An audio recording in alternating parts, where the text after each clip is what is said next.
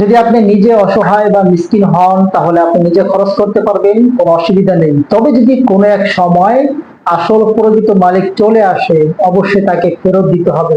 ঘর থেকে বের হয়েছি মসজিদে যাওয়ার উদ্দেশ্যে, প্রতিমধ্যে এক লোক বললেন কিছু টাকা দিয়ে এই টাকাগুলো মসজিদে দিয়ে দিও। আমি জিজ্ঞাসা করলাম এটা কিসের টাকা। আমার জানার বিষয় হলো রাস্তাঘাটে অলিতে গলিতে আমরা মাঝে মাঝে টাকা পাই, এই টাকাগুলো আমরা মসজিদে দিয়ে দিই। এখন মসজিদে দেওয়া কি ঠিক বা উচিত, জায়েজ কিনা?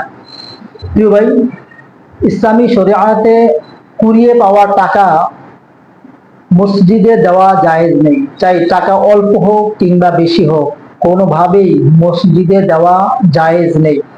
টাকার পরিমাণ যদি অল্প হয়, অল্প মানে এত অল্প যে অল্প টাকা মালিক সেটা খুঁজতে আসবে না, সাধারণত 10 টাকা, 20, 30, 50 টাকা, এই টাকা মানুষের রিটার্ন বা খুঁজতে আসে না। এই এরকম টাকা যদি পান তাহলে আপনি গরিব অসহায় মিসকিনদেরকে দিয়ে দিবেন। যদি আপনি নিজে অভাবী হন, মিসকিন হন, তাহলে টাকা আপনি বক্ষণ বা আপনি খরচ করতে পারবেন। আর যদি টাকার পরিমাণ বেশি হয়, যে টাকা প্রকৃত মালিক খুঁজতে আসবে, টাকার পরিমাণ বেশি, তাহলে আপনার উচিত হলো বেশি, সেটা কোনো হিসাব নাই, তখন আপনার উচিত হলো বিজ্ঞাপন, প্রচার প্রসারণা করা, মাইকিং করা। মাইকিং সম্ভব না হলে আপনি হ্যান্ডবিল বা পোস্টার লাগাবেন, অর্থাৎ বিজ্ঞাপন লাগাবেন। যদি আপনি মালিক না পান, মিনিমাম 1 বছর আপনি এরকম ভাবে প্রচার করবেন, তবে এই খরচটা কুড়িয়ে পাওয়া টাকা থেকে মাইনাস করবেন। 1 বছর পরও যদি প্রকৃত মালিককে না পান তাহলে আপনি গরিব মিসকিন অসহায়দেরকে দিয়ে দিবেন। যদি আপনি নিজে অসহায় বা মিসকিন হন তাহলে আপনি নিজে খরচ করতে পারবেন, কোনো অসুবিধা নেই। তবে যদি কোনো এক সময় আসল প্রকৃত মালিক চলে আসে, অবশ্যই তাকে ফেরত দিতে হবে।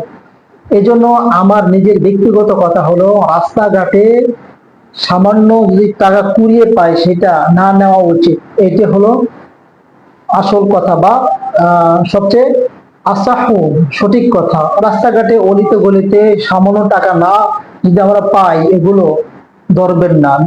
যদি টাকার পরিমাণ অত্যন্ত বেশি হয় সেক্ষেত্রে আপনি বিজ্ঞাপন প্রচার প্রসারণা করবেন, কারণ অসৎ ব্যক্তির চোখে পড়লে সে ঘায়েল করে ফেলবে।